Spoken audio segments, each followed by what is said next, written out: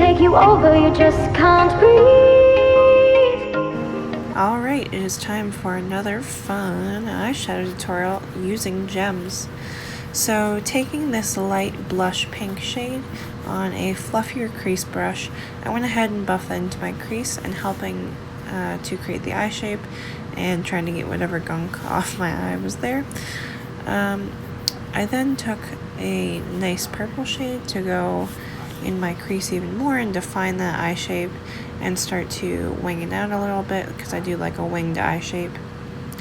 I then also took a bit of a brown and also did my lower lash line in order to make sure that everything flowed evenly with my eye shape.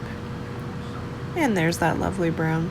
So this really helped kind of pull everything together and make sure that all my baseline shapes were down before adding any extravagant pieces.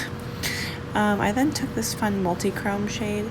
You can't really see the multi-chrome aspects of it because it just didn't show up well on camera, so it's showing up as like a deep gold here.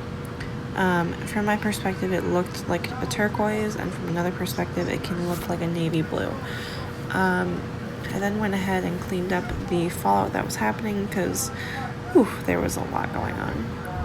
And after popping some fun colors in my inner corner, I put some gems underneath my eyebrow after using some lash glue, and I was having a hard time doing that on camera, so I went ahead and did that off camera.